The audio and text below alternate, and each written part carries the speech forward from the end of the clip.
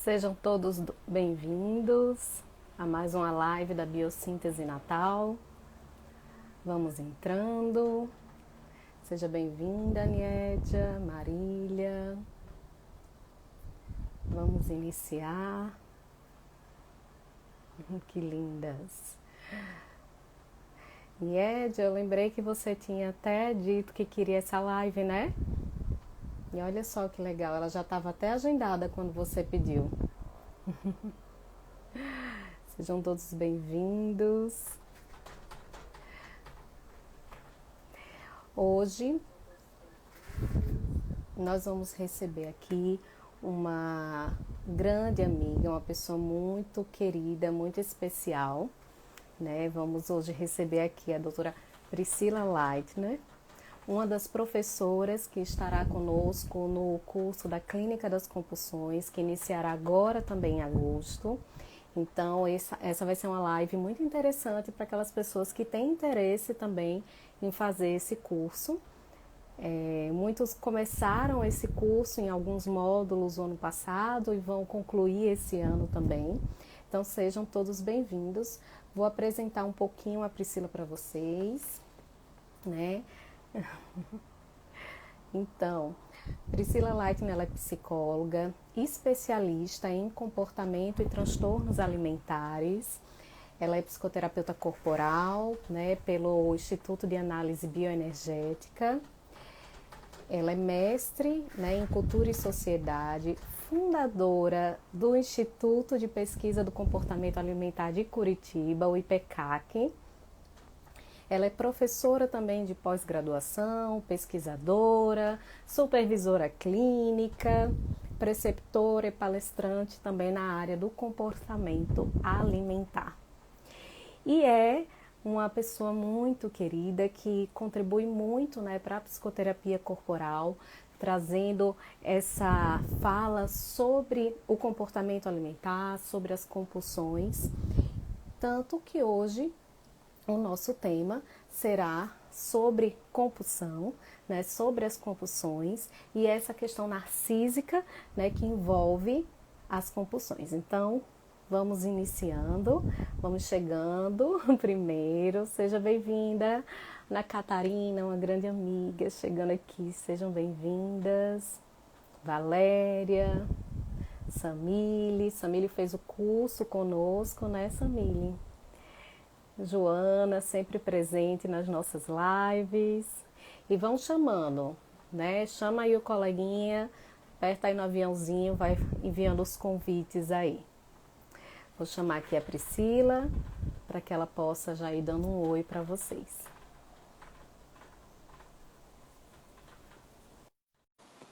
Dolores, Marcos, sejam bem-vindos. Chegou! Oi, Pri! Olá! Olá, boa tarde, Samantha. Boa tarde, Boa tarde. pessoal. Como é que está Curitiba hoje? Um Curitiba está sol, solzinho. Aham, é bom, a gente aproveita um pouco. né? Que delícia. Seja bem-vinda, né, Priscila, mais uma Ah, vez a Biossíntese Natal, né? Posso dizer assim que você sim, já esteve conosco o ano passado, né? Trazendo aí o curso da Clínica das Compulsões, né? Também tem muita gente de Natal aí com você em Curitiba agora, né? Fazendo a é formação na uma especialização do delícia. IPECAC. E esse Uhum. intercâmbio é sempre muito rico, né? Acredito assim que essa é uma das grandes oportunidades que essa internet, que essa pandemia tem nos dado agora também, né? Sim, com certeza, com certeza. E que gostoso estar em conexão aí com o pessoal de Natal, com o Biocinco de Natal. Esse ano eu não estive em Natal ainda, mas quem sabe ano que vem, ou no momento em que a gente esteja aí numa situação melhor, né? Mais Mas confortável, com eu certeza. sempre sou muito bem recebida, acolhida pelo pessoal da Biociência de Natal, adoro estar com vocês. E agora, virtualmente, a gente vai poder dar uma aulinha hoje sobre isso. Eu preparei umas coisas bem Isso. especiais para a gente falar. Então, vai ser nossa conexão, né? A conexão que a gente costuma ter, né? Digamos assim, agora, que é o virtual. E vamos falar de compulsão. A Leinha tá aí, o Valdo, beijo, pessoal Tô que tá bem. aí. Tô vendo. Leia, linda. Já perguntaram aqui, Leia, sobre você, viu?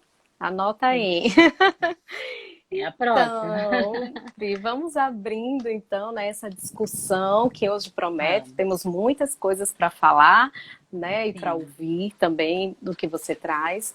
Então, queria abrir um pouquinho sobre a pergunta do por que o tema, né? Como é que se deu a escolha desse tema para essa live, quando foi feito o convite, e o que é que você refletiu aí para poder trazer hoje? Sim. As compulsões, tá? É uma coisa que eu estudo, é um tema que eu estudo há muitos anos. Então, vira e mexe tô eu, clínica das compulsões, compulsões e tal coisa, compulsões e tal coisa, né? Sim. E claro, o comportamento alimentar ele é muito mais amplo, mas aqui a ideia é a gente falar das compulsões como uma dinâmica, né? Foi mais ou menos isso que eu escolhi trazer para vocês, a gente poder falar das compulsões como uma dinâmica muito presente e que tem crescido as demandas nos consultórios. Então, nos consultórios tem aparecido mais e mais as questões compulsivas, que nem sempre tem a ver com a alimentação, mas Uhum. elas têm aparecido. E às vezes elas não vêm disfarçada de queixa, às vezes elas vêm ali meio escondidinha, né? Meio presente com um olhar mais cuidadoso, e às vezes os profissionais me falam, ai, Priscila, eu tenho dificuldade de atender tal coisa, a compulsão é muito difícil, a obsessividade, tarará. Então foi mais ou menos nessa ideia que eu resolvi Uhum. trazer o tema das compulsões, claro, né? E poder também dividir um pouquinho do que eu construí ao longo dos anos aí sobre isso. Mas hoje a gente vai falar dessa questão que é a questão narcísica, né? Das feridas Uhum. narcísicas. Então vai ser um pouquinho interessante a gente trazer assim esse viés, né? Que Uhum. é a questão compulsiva e por que que ela precisa de um olhar mais profundo. Às Uhum. vezes aparece alguma pessoa e me pergunta assim: Ah, Priscila, você acredita que os transtornos alimentares, as compulsões têm cura? Né? Tem remissão total? Cada um usa uma palavra, né? Uhum. E eu digo que sim, que eu acredito que tem sim, como sintoma, mas a partir de um trabalho terapêutico bem profundo e bem conexo com a questão, né? Justamente porque a compulsão, a gente está sempre falando de uma desconexão, né? Mas essa desconexão, ela é tipo só a pontinha do iceberg, né? Nunca é necessariamente a questão em si, né? Porque geralmente a questão em si está mais ancorada em questões mais profundas, né? Mais que eu vou falar daqui um pouquinho, que tem a ver, inclusive, com o narcisismo. Uhum. Então, a gente está vivendo no mundo, também tem esse texto aí, né? Para a gente falar. A gente está vivendo num mundo em que a gente é hiperestimulado o tempo todo, principalmente no nível mental, né? Então a gente tem aí muitas conexões mentais, a gente tem live, a gente tem aula online, a gente fala com a família online, e Sim. toda essa coisa, né, que a pandemia super exacerbou, mas que já existia, né? Isso faz com que a gente esteja num ritmo que beneficia muito mais o mental, né, o estímulo mental do que até mesmo o estímulo corporal. E por isso que eu Uhum. acredito que os terapeutas corporais são muito importantes aí nessa seara, justamente porque a gente entende a compulsão como uma desconexão, né? Desconexão de si, do próprio corpo, né? Dos sentimentos, enfim. E daí, quando a gente pensa por esse lado, né, que a compulsão ela é uma desconexão e que muitas vezes todo esse movimento social aí hiperestimulante faz com que a gente se desconecte ainda Ainda mais, mais. né? Quem nunca pegou o celular, entrou numa rede social e quando viu passou um tempão e perdeu-se no tempo, né? E viu que passou um tempão ali.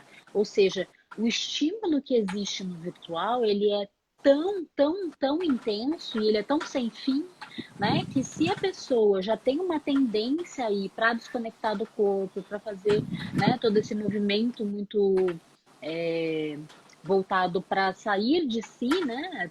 Sair da conexão, a tendência é muito grande. Então, por isso que parece, Sá, que nos tempos atuais as compulsões têm aumentado. Na verdade, elas são questões que elas já existem há muito tempo, né? Podemos dizer que é algo que meio que sempre existiu. Então. Sempre teve uma dinâmica compulsiva de base, né? Lembrando que os movimentos compulsivos, eles são a ponta do iceberg, né? Mas que eles podem estar aí presentes numa dinâmica, tanto de personalidade, quanto de traço, enfim. Isso já existia. Só que todo esse momento nosso que tem a ver com a desconexão, muito estímulo, as pessoas hiperestimuladas mentalmente, isso faz com que as questões compulsivas elas apareçam ainda mais, elas virem ainda mais motivo de alguém procurar uma ajuda, seja porque não consegue ser produtivo, não consegue organizar a própria vida, seja porque está comendo de uma maneira compulsiva ou está sendo compulsivo com a tecnologia, que é um novo tipo de compulsão aí que a gente já está estudando, né? Os compulsivos por tecnologia, pelo celular, pelas redes sociais, enfim. Ou seja, não faltam temas, né, para as pessoas conectarem-se e se desconectarem de si, né? Então, fala. Eu queria, na verdade, você estava falando, minha cabeça estava aqui, né, pensando, para variar muito, né? Você fala de muitos pensamentos aqui, não falta. Eu estava pensando agora, Priscila, em algo que às vezes parece ambivalente, assim. É uma provocação mesmo. Né? Ao mesmo tempo que não é algo novo falar de compulsão, se a gente pensa quando Reich começou a falar de compulsão, né, estamos falando de um período muito anterior a toda essa tecnologia, toda essa sociedade moderna que a gente já traz, e esse já era um tema que estava lá sendo dito. Porém, ao mesmo tempo que eu percebo, as pessoas reconhecem que o mundo está muito compulsivo, seja por comida, por compras, por jogos, por internet, eu fico pensando quanto que nós também acabamos normatizando um pouco tudo isso, né? Não é um pouco normal a gente pensar hoje, né, no senso comum, que as pessoas olham, todo mundo tem compulsão, isso é algo normal, né, digamos assim. E eu queria trazer um pouco essa reflexão também, porque na pandemia, muita gente relata que passou a trabalhar mais, ou a comer mais, ou a comprar mais, né? Então, como é que se dá essa relação entre o que é normal de uma sociedade mais acelerada e desconectada, né, do que seria algo realmente mais patológico e disfuncional? A tua pergunta é excelente, porque assim, você foi até o Reich, né? E o Reich, lá no livro Caráter Impulsivo, ele descreve assim, de uma maneira bastante ampla, toda a questão da impulsividade, né? E a gente entende, né? A gente, eu digo, nós contemporâneos, eu, Leia, Mara, né? A gente constrói o nosso pensamento muito na ideia de que existe uma organização de personalidade mais impulsiva ou mais compulsiva, né? Ou seja, é algo que é daquela pessoa, né? Então, isso é uma questão mais profunda, uma dinâmica estabelecida, né? Essa pessoa é a pessoa que tem uma questão compulsiva de base, né? Ela tem aquilo de base.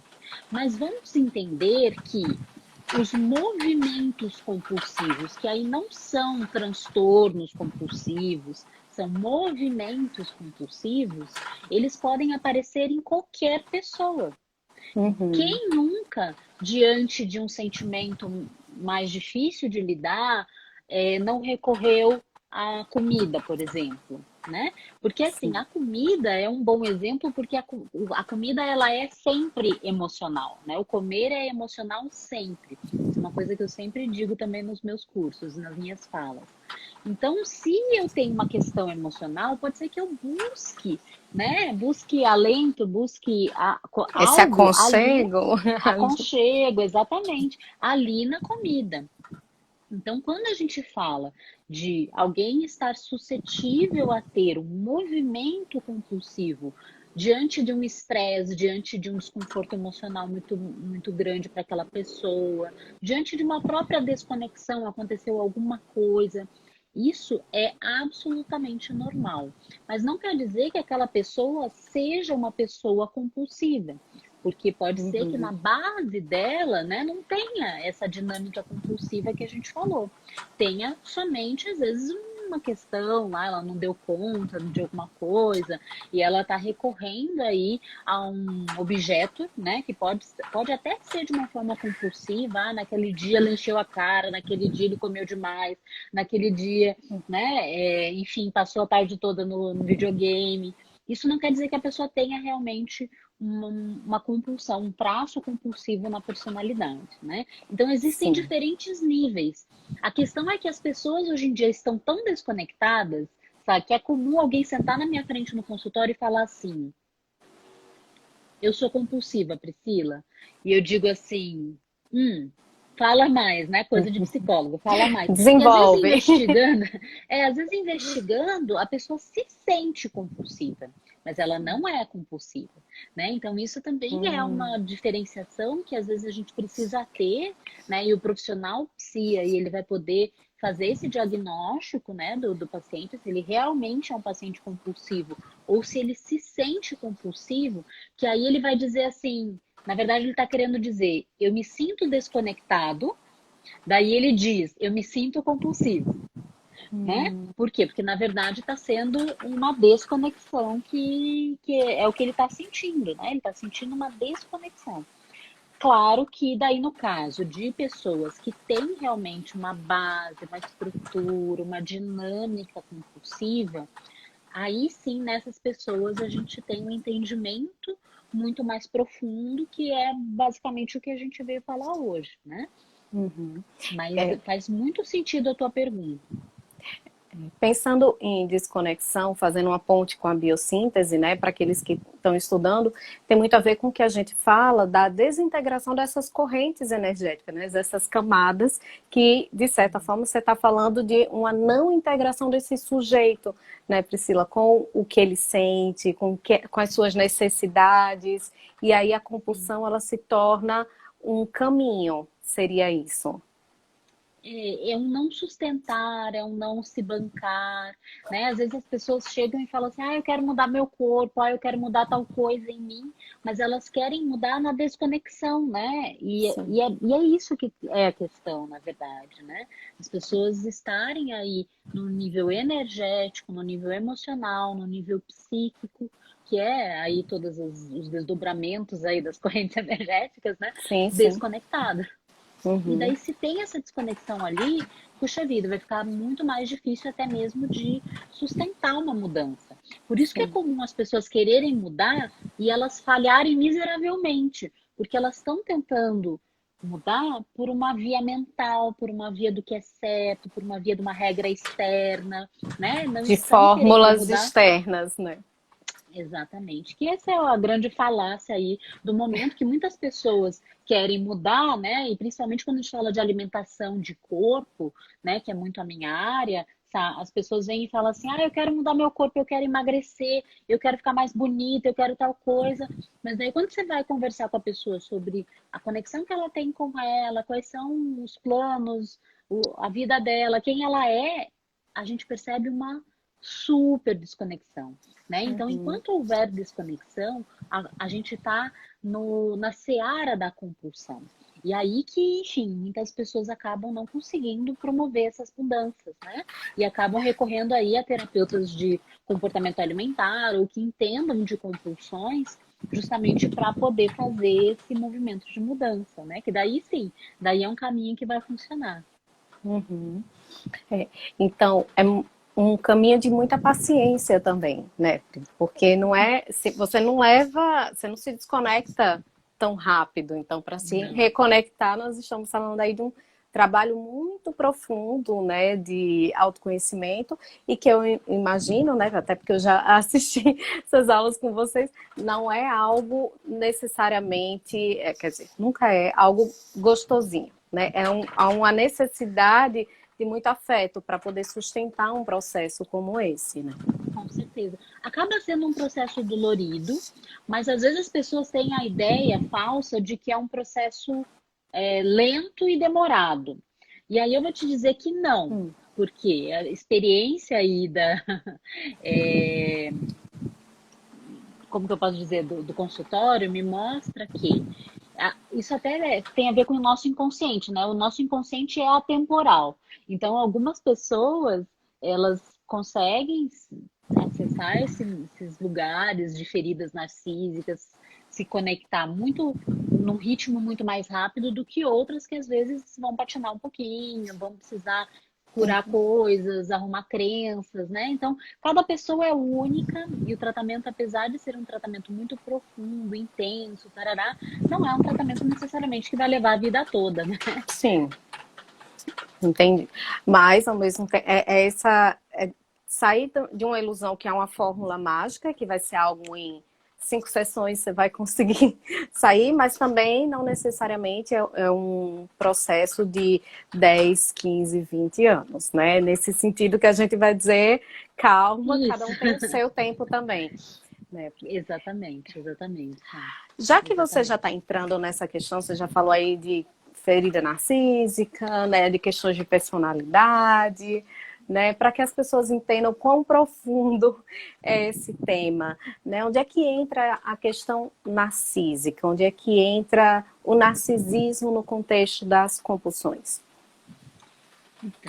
Então, vamos primeiro falar um pouquinho do que é o narcisismo, né? Porque no Sim. termo vulgar, quando a gente fala narcisista, narcisismo, às vezes a pessoa acha que é alguém que se acha muito, né?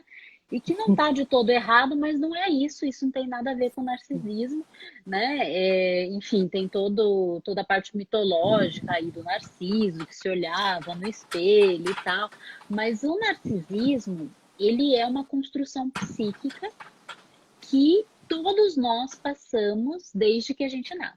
Então, todos nós vamos construir um narcisismo. Eu gosto de explicar o narcisismo falando até do narcisismo primário e depois do narcisismo que a humanidade passou. Porque o narcisismo, de certa forma, ele é um cair na real, né? Ele é aquilo, tipo, a gente se dá conta de coisas. Então, quando o bebezinho nasce, né, vamos pensar lá, a gente tá indo tão profundo que a gente chegou no primeiro ano de vida, né? Falar Tamo nisso, lá. por falar nisso, ontem foi Dia Mundial da Amamentação, né? Aleitamento materno, Aleitamento isso. materno.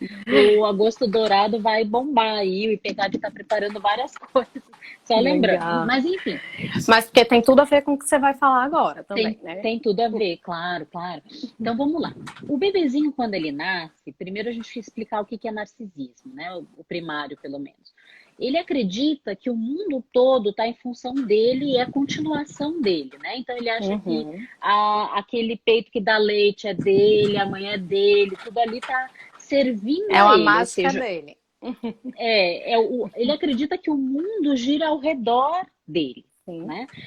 E claro que isso não é verdade, e ele vai descobrir isso aos poucos, né? Não é na primeira Uhum. vez, né? No primeiro contato com aquilo que ele vai descobrir isso, mas o narcisismo primário, ele é o bebezinho se dar conta, de certa forma, de que o mundo não gira ao redor dele, né? Claro que também é nessa época que a gente recebe a nossa primeira alimentação, que é o leite materno ou equivalente, enfim. E aí também é um momento em que a gente relaciona afeto e alimentação, né? Então, Uhum. assim, pensa que fase super importante aí de construção de coisas, né? Que a nossa relação com a Sim. comida começa lá no peito da mãe, né? Ou no equivalente, mas enfim, é lá. Então, lá que começa a nossa relação com a comida e também é lá que toda essa questão narcísica começa a ser construída. O Freud explicou que a humanidade passou por várias feridas narcísicas. Agora vamos para o amplo, né? E uma das feridas narcísicas da humanidade, segundo Freud, eu vou falar só de uma delas, porque, enfim, vocês já vão entender. É quando o o ser humano entendeu que ele não era o centro do sistema solar. Essa foi a grande ferida narcísica que a humanidade sofreu. Ou seja, tanto o bebezinho entender que o mundo não gira ao redor dele, quanto lá a humanidade entender que também todo o sistema solar gira ao redor do Sol e tem muitas outras coisas, enfim, não tem a ver com a gente. Né? Então, isso tem a ver com uma ferida narcísica. E que isso é algo absolutamente normal, né? É algo que a gente vai precisar passar. O bebezinho precisou passar pelaquela quebra do narcisismo primário para que ele possa, inclusive, ir para o mundo e entender que o mundo não é tão feito para ele. Existem coisas que ele precisa se dar conta, ele vai precisar aprender a funcionar nesse mundo, não é um mundo que vai aprender a funcionar para ele, né? Então, essas questões narcísicas, elas são algo super normal da nossa psique, né? Então, a nossa construção Até psíquica necessárias, né? Não Claro, só normal, mas exatamente. necessárias para essa constituição egóica de sujeito, né? Com certeza. Porque a gente até vê, assim, crianças que tiveram um narcisismo ali que não foi bem trabalhado, né? Ou, enfim, a família teve movimentos que fizeram com que a criança não se frustrasse nunca, que são, às vezes, crianças que têm dificuldade de lidar com a alteridade, com o outro, empatia, enfim, né? Então, questões do narcisismo, elas podem existir aí ao longo da vida. Né? E aí é também na construção narcísica que a gente vai encontrar questões da autoestima, por exemplo. Né? A autoestima ela é um alto-falante do nosso narcisismo. Então, a autoestima que é um sentimento, né? Ela vai fazer, ela vai dar notícias de como que esse narcisismo está constituído. Né? Por quê? Sim. Porque desde a nossa infância lá, quando a gente estava lá nos braços da mãe, a gente já começou a construir esse narcisismo.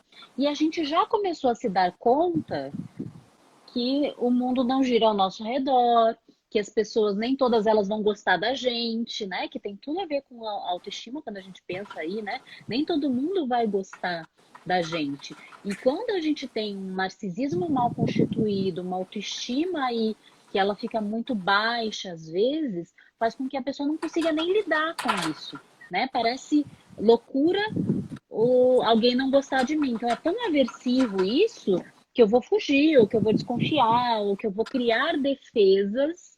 Aí são as defesas narcísicas que vão construir o nosso caráter, né? Para quem está estudando aí, né? Na corporal a gente fala de caráter. Então, o caráter é uma defesa narcísica, né? Então, a gente vai construir defesas justamente porque o narcisismo está mal constituído. Ou seja, toda essa questão da autoestima que a gente fala muito hoje e que tem a ver com a minha área muito, porque as pessoas vêm buscar tratamento do comportamento alimentar muitas vezes, tá? Por causa da questão da autoestima, né? Elas falam assim, eu não tenho boa autoestima, eu não me relaciono bem com o meu corpo. Né? E isso tudo está sendo só uma notícia que a gente escuta, né? Nós terapeutas dessa área, a gente escuta isso e a gente já entende que o problema está lá na estrutura psíquica, está lá mais profundo, na organização de personalidade, muitas vezes, e nessa questão narcísica, que às vezes tem feridas, né? Eu costumo também explicar que o bebezinho, ele nasce com boa autoestima, ele não nasce atrapalhado. Né? Então ele nasce com. Ele é Atrapalhado tipo carro novo. É tipo carro novo, tá tudo funcionando. Daí depois, se você for fazendo, né? Andando pelo buraco aí, vai acabar ficando não tão bom, não vai ficar tão legal. Mas enfim, o bebezinho ele nasce com tudo funcionando no sentido da autoestima. Né? E se ele tiver uma estrutura familiar que dê esse suporte, que seja emocionalmente saudável, ele vai passar pelas questões do narcisismo dele, ele vai compreender de uma maneira mais saudável que o mundo não gira ao redor dele, que as pessoas nem sempre vão gostar dele, e que tá tudo bem. Ele vai conseguir sustentar frustrações, né, Priscila?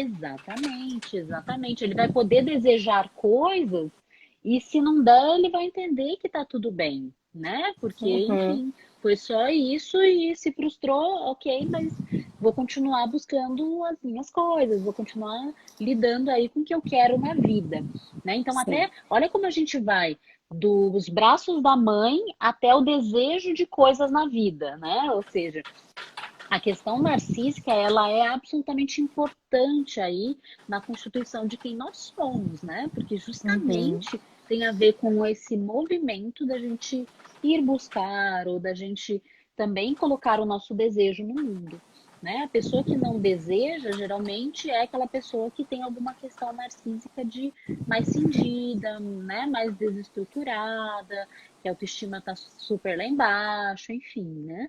Porque isso diz Uhum. bastante.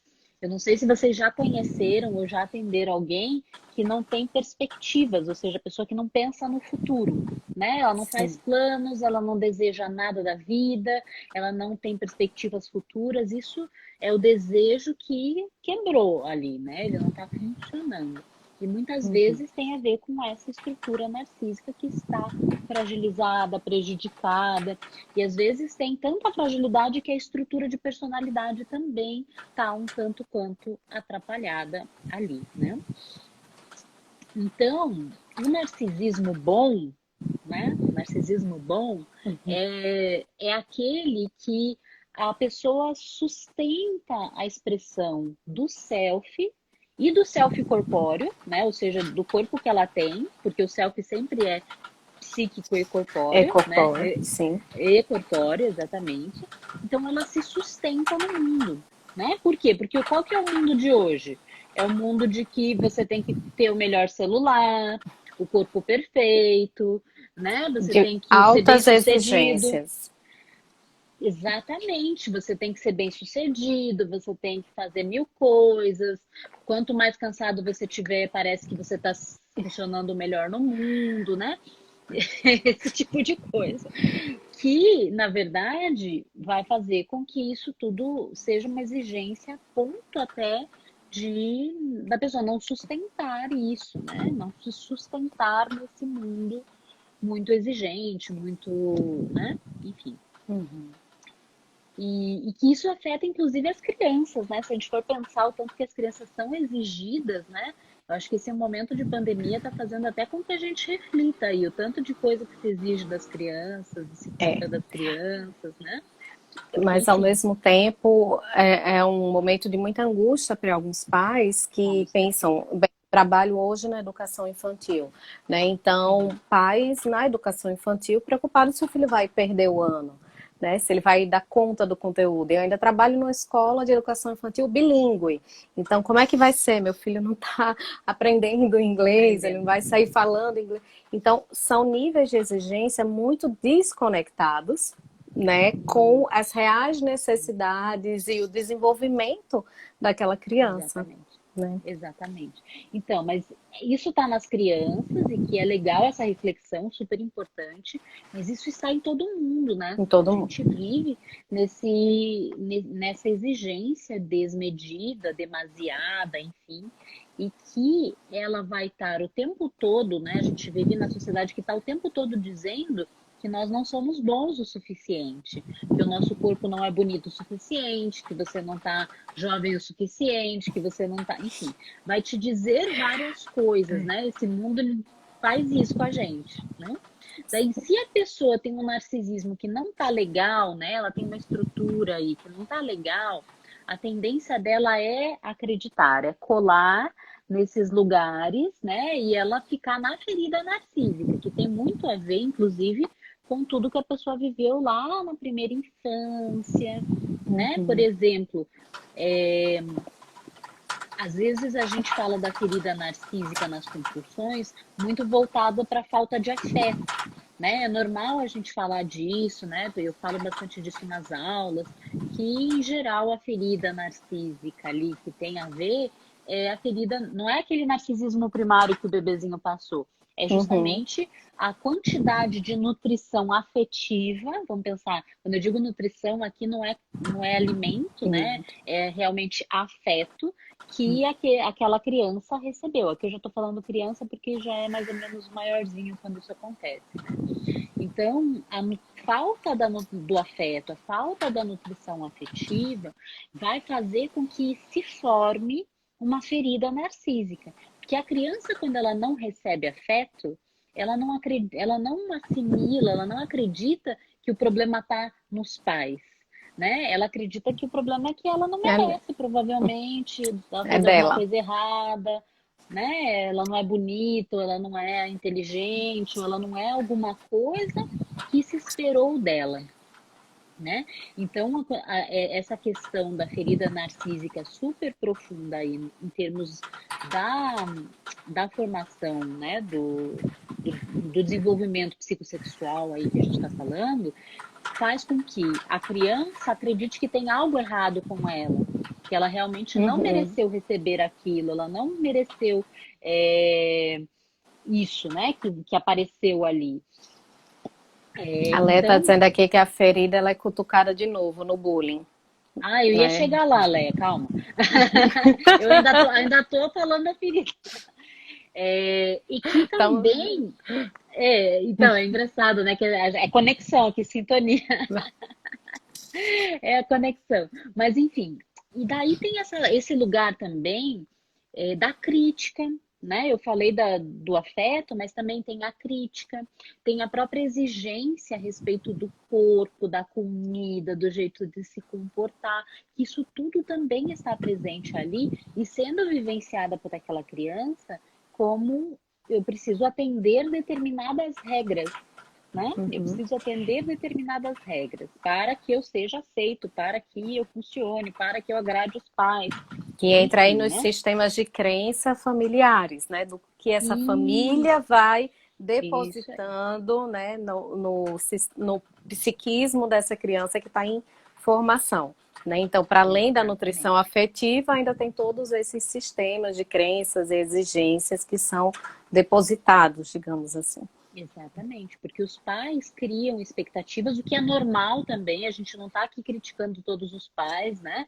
Porque os pais não fazem nada de propósito, mas que muitas vezes as demandas deles, né? Ou seja, as expectativas, aquilo tudo vai sendo colocado sobre a criança e faz com que aquela criança em si sinta que ela precisa atender aquela demanda. Isso vira crenças tão profundas que é comum a gente encontrar pessoas adultas de 25, 30, 40 anos que elas continuam com essa demanda interna que está inconsciente, muitas vezes, de atender a um jeito de funcionar, a um corpo, a um jeito de se alimentar, a um jeito de ser bem-sucedido, enfim, de falar com as pessoas, né? Tamanha a quantidade de questões que vão sendo internalizadas ao longo da vida, né?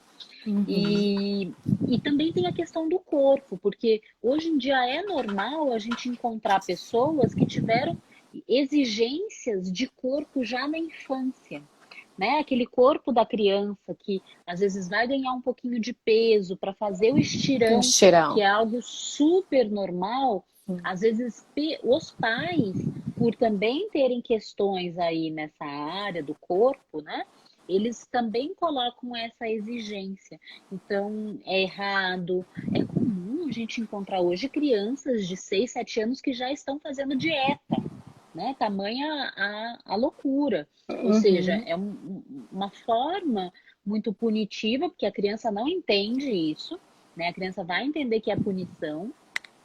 Por quê? Porque isso está ancorado nessas exigências, em tudo isso.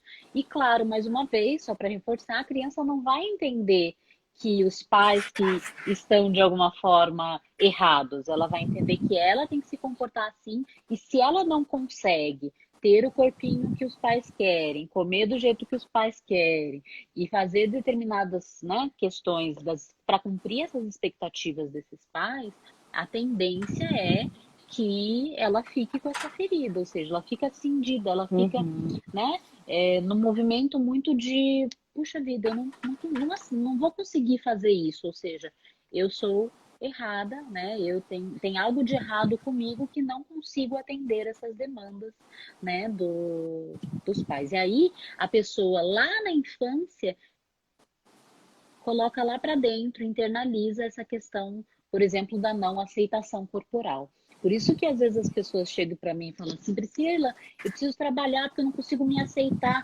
E daí às vezes o problema está lá na infância, Não é né? da Ou seja, revista de agora, da televisão de agora, não das é, não blogueiras de é. agora. É algo que vem Exatamente. muito anterior a Exatamente. isso. Por isso que algumas pessoas desenvolvem até transtornos alimentares, transtornos de imagem, e outras pessoas não, mesmo Uhum. passando pelas mesmas exigências da nossa sociedade de hoje, né? Porque até a Leia falou, né? A escola e os amigos, né, na infância, eles fazem realmente um outro lugar de cobrança, de exigência, e que se há aí uma fragilidade nessa estrutura daquela criança, a tendência é que a ferida seja realmente cutucada, né? E o que Sim. é cutucar essa ferida? É fazer com que a criança faça uma cisão mesmo, ela cinda, e ela vai ter que cair numa defesa, ou ela vai se fechar, ou ela vai, enfim, Uhum. piorar a situação numa Sim, porque tentativa se de mudar. pensamos, né, a escola, ela vai ser essa primeira sociedade da criança, né? Então ela sai Sim, dessas questões familiares, vai para a escola e vai vivenciando esse olhar também social, né, que pode aí cutucar essas feridas, né? Seja através do bullying, mas seja pelas próprias comparações que algumas vão conseguir sustentar e outras não, né? E na adolescência isso vem ainda mais atualizado, né? com certeza. Na verdade, é possível até de se ter novas feridas, né? Vamos pensar que a ferida Sim. narcísica, ela é isso, né? Quando a gente tem uma quebra de algo que a gente acredita ser, né? Por exemplo, aquela criança que Uhum. nasceu e cresceu num ambiente muito protegido, ela vai ter uma ferida narcísica na escola, que a escola não vai mimar e proteger ela quanto uma mãe fazia, né? E aí, Isso. enfim, ela vai ter que lidar com isso, que daí pode ser toda essa questão narcísica que vai mudar nesse movimento de ir para a escola, e que a escola não vai funcionar do jeito que a minha mãe fazia tudo funcionar na minha vida, enfim, né? Ou seja, quando a gente fala de ferida narcísica, desde a ferida da humanidade até as feridas que a gente vai vivendo ao longo da vida, o que a gente precisa perceber aqui é que toda vez que a gente tem uma ferida e essa ferida a gente lidou de um jeito a construir defesas que podem ser egocintônicas, né? Ou seja, elas estarem em sintonia com o nosso ego, traços de caráter, tarará. Como elas podem ser egodistônicas, em que a gente vai produzir um sintoma, uma compulsão alimentar, uma compulsão por álcool, uma compulsão por drogas, enfim. Quando a gente encontra nessa defesa, né, a produção de uma questão mais egocintônica ou mais egodistônica, mas existe uma tentativa de resolução. E a compulsão, ela é uma tentativa de resolver, né? Seja de ter essa aceitação, seja a tentativa de ter o afeto, mas ela é uma Uhum. tentativa que ela não tem base, ou seja, a pessoa nunca vai conseguir de verdade se preencher através desse afeto que ela está buscando, né? Então, a pessoa que come lá de forma compulsiva, porque ela tem no fundo uma questão no afeto, aquela comida nunca vai preencher, aquela comida nunca vai saciar, aquela bebida nunca vai ser suficiente, as festas, as drogas nunca vão As ser drogas, suficientes. sim. Exatamente, porque a gente está falando de uma tentativa de repor algo que foi perdido, né? E De um daí o nosso trabalho, preenchimento que de um exatamente. vazio sem fim, muitas vezes, né? Algo. Exatamente. E daí a gente fica nesse eterno movimento compulsivo, Uhum. justamente para tentar preencher esse algo, que às vezes a pessoa nem sabe o que que é. Às vezes eu explico isso quando tem alguém que não é psicólogo, ele me fala assim: "Ah, mas eu não estava triste, eu não estava querendo ter afeto naquele momento", mas é algo mais profundo, né? Mais Eu não sei como é que inconsciente, né? Não é a isso, é algo mais nível consciente. inconsciente. é uma ferida lá dentro e que pode ter a ver com muitas coisas. Eu dei só alguns exemplos aqui, até para a gente conseguir entender, enfim, ficar um pouco didático.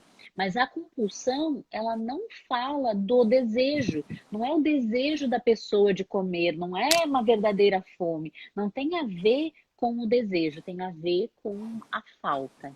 Tem a ver com esse Uhum. vazio aí, a Nédia falou, né? Tem a ver com esse vazio que não é fome, é uma falta. Uma falta de algo que está lá dentro, está latente e não vai parar de faltar enquanto a gente não lidar, Não olhar. né? Enquanto a gente não olhar para isso. Por isso que às vezes as pessoas podem ter problemas alimentares, né? Que é a minha área, a vida toda. Eu tenho uma paciente de 72 anos que ela tem problema alimentar, transtorno alimentar desde os 13. Ou seja, ela passou a vida inteira tendo isso, né? E nunca ela olhou. Felizmente ela está olhando agora, né? Antes tarde do que nunca. Mas quando Sim. a gente pensa que essa falta ela é inerente a algo da nossa história e que algo da nossa história pode ser algo que a gente viveu, nem lembra, pode ser coisas pré-verbais, pode ser muitas coisas. Mas quanto mais próximo a gente está daquilo, até mais a gente vai poder desejar coisas a partir de um lugar realmente saudável, né? Então, fazendo um link de volta com aquilo que eu falei, né, das pessoas que não têm perspectiva, né? Elas não têm o desejo, né? Elas não têm a construção desse desejo. Muito porque elas podem estar presas num lugar compulsivo, num lugar de falta ali, que é uma falta de um objeto, né? Não é aquela falta que vai mobilizar o desejo, é uma falta e uma cisão mais profunda, né? É Não sei se interessante quando você fez coloca sentido. isso, Priscila, porque muitas vezes, mesmo terapeutas, né, têm uma dificuldade de olhar para a compulsão como se não fosse um lugar do desejo, de você desejar comida, de você desejar droga, de você desejar o trabalho, né, porque o trabalho muitas vezes ele não é visto como compulsão, mas ele pode Mas também pode estar ser, nessa pode, relação com compulsiva, certeza. Bem né? lembrado. Então, assim, quando a gente para, né, para refletir o que você está trazendo, que na verdade é um lugar de um não desejo, que você entra num ciclo de preenchimento, digamos assim, quase que automático nessa tentativa de reparação, que lhe tira, inclusive, a capacidade de fato entender qual o seu desejo, o que é que você quer nessa perspectiva de futuro, de vida, né? Então, é muito mais um caminho para uma liberdade de fato, né? Quando a gente Com pensa certeza. nessa reparação. Muito lindo.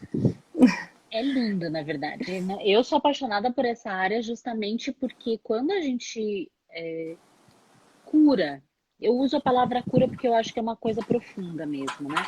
Quando a gente Uhum. trabalha, a gente limpa, a gente cura, a gente trata dessas feridas, a gente pode inclusive se libertar de um falso self, de exigências que eu fazia e nem sabia por quê, mas por que você faz isso na sua vida? E às vezes a pessoa não consegue nem responder, né? Ela não sabe por que ela faz aquilo, ou seja, tava desconectada do real desejo, do real propósito, né? Eu acho que essa palavra também é bonita, do real propósito da vida dela, né? Então é um caminho assim muito, muito lindo. Então, por isso que mais uma vez, né, trazendo a metáfora do iceberg, a pessoa tem um lugar lá de ponta de iceberg, né? Ou seja, o sintoma, o problema alimentar, o problema compulsivo, mas daí ela fala assim: ah, o meu problema é esse, meu problema é a compulsão com a comida, meu problema é esse aqui, ó, que eu trabalho demais, ou enfim, algo que ela vai nomear como um problema para ela. E daí, olha a volta que a gente deu e o tanto de coisa que a gente falou que são muito, muito, muito Muito profundas, mais né? profundo. Tá, não tá Exatamente. aqui no roteiro, não, mas eu quero te perguntar, porque eu acho que você fala disso muito bem.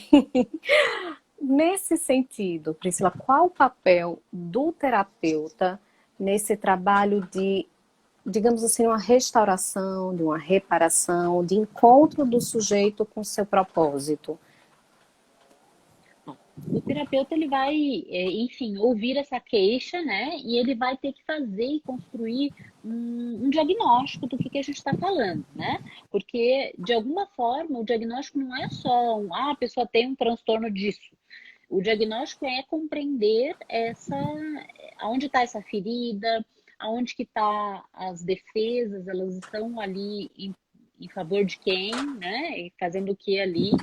O Lowen, ele no livro dele, O Narcisismo, ele fala, assim, de uma maneira muito linda do narcisismo, é um dos livros que eu mais gosto do Lowen, e ele traz a ideia de que a gente tem um espectro de questões narcísicas, né? Então, Uhum. desde questões que são mais leves, né? Ou seja, um narcisismo que ele até está bem constituído, mas ele tem um probleminha aqui, outro ali, né? Tem um arranhadozinho na porta, a pessoa bateu lá no estacionamento, até problemas mais graves, que são mais estruturais, que são mais de estrutura de personalidade ou estrutura, né, de caráter e que podem ser Uhum. problemas que são mais intensos e que o tratamento vai ser diferente.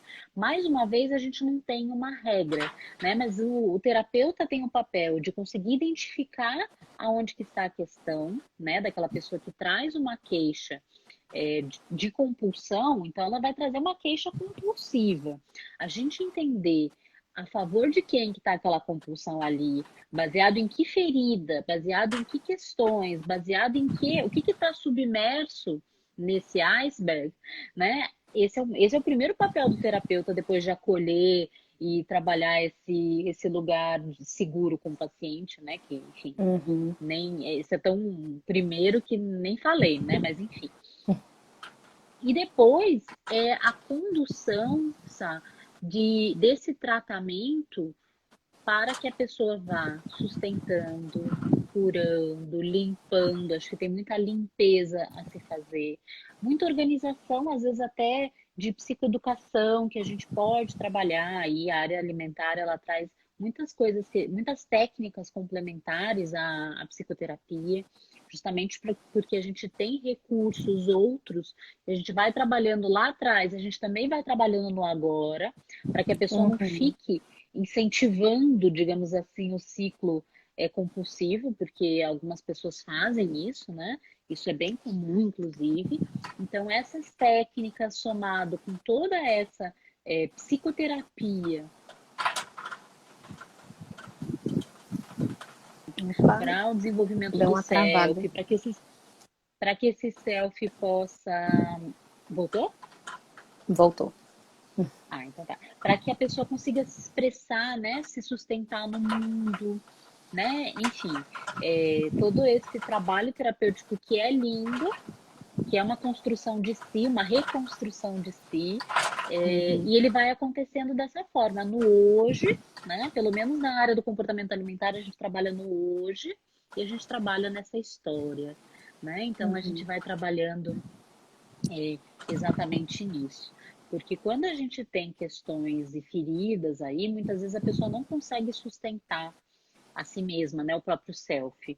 E daí, se ela não sustenta, enfim, todas as questões vão continuando ali aparentes, né? Então, por isso que é normal a pessoa que faz tratamento mais profundo, ela começar a perder peso, ela começar a se alimentar melhor, ela começar a se cuidar mais, porque daí isso vai ser natural, isso não vai ser eu tô fazendo porque alguém tá me pedindo, porque o Não são nutricionista metas mandou. de Não é a meta de cada você alguém. tem que emagrecer tanto, por exemplo, no caso da compulsão alimentar, em Sim, tanto tempo, que né? é justamente o que não dá certo, né? Isso. Então, quando as metas são externas, quando as demandas são externas, elas não vão, elas só vão sobrecarregar o sistema, né? Agora, quando a gente está falando da pessoa conseguir sustentar a si mesma, as suas próprias questões, tarará, tarará, e nisso ela vai para o mundo, naturalmente ela vai ficar mais saudável, naturalmente ela vai se sustentar melhor no mundo, ela Uhum. vai se cuidar mais, né?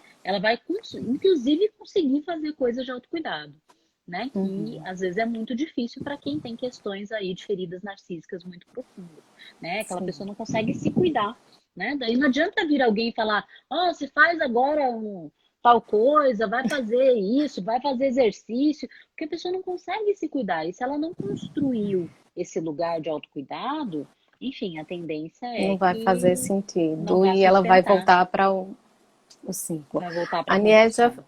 fez uma pergunta aqui, Priscila, se podemos associar a compulsão também a memórias afetivas, como, por exemplo, a infância, visitando a casa da avó e comendo daquela comidinha com a família reunida.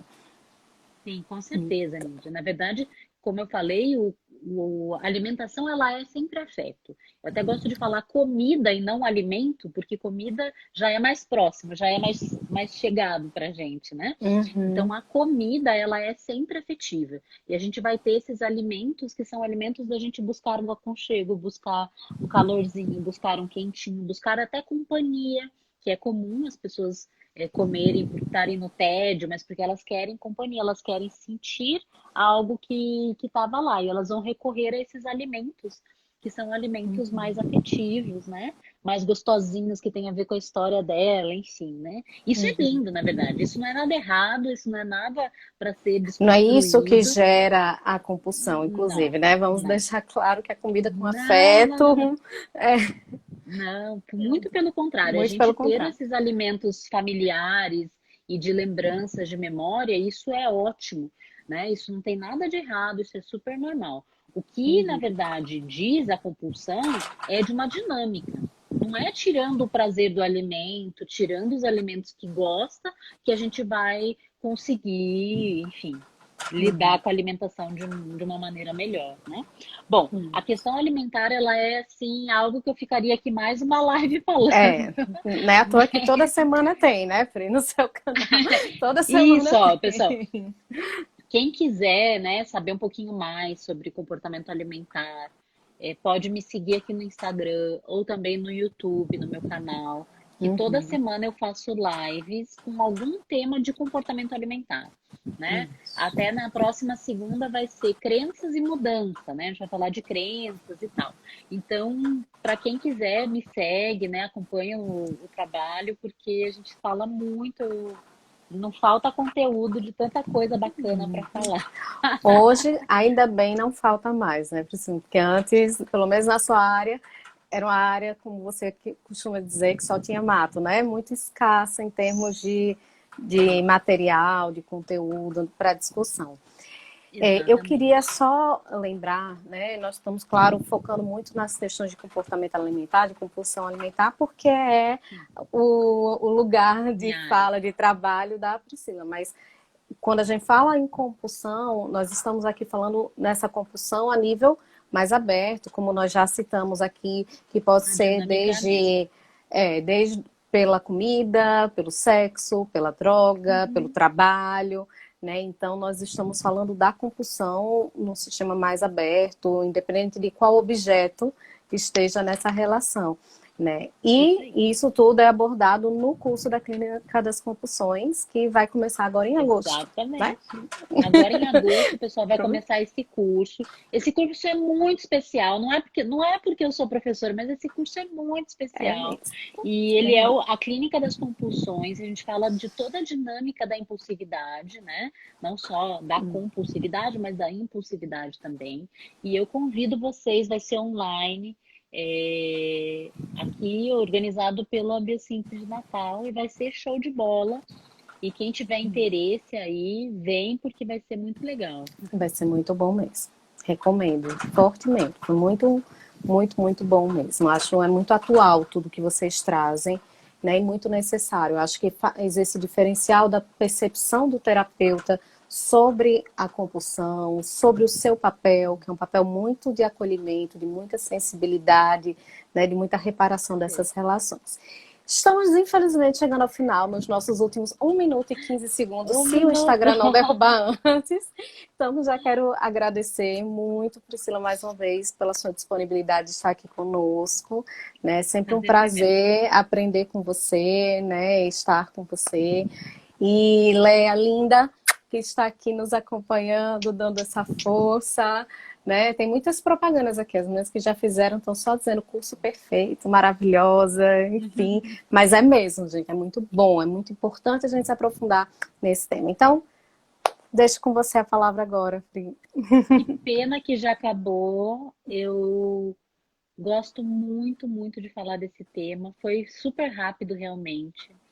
Foi uma coisa assim que voou, mas é porque nós duas gostamos desse tema, né, Samantha? E eu tô assim super feliz de estar nessa conexão aqui com vocês. Eu tô sempre inventando moda e eu vou inventar uma jornada que vai começar essa semana. Quem tiver interesse, segue no meu canal. E é isso, pessoal. Beijo, obrigada. Espero que vocês tenham gostado, ó. Um beijo. Um É isso que eu beijo tenho e para minha falar. especialização tem online, viu? Só isso que eu tenho para dizer. Um beijo. Ah,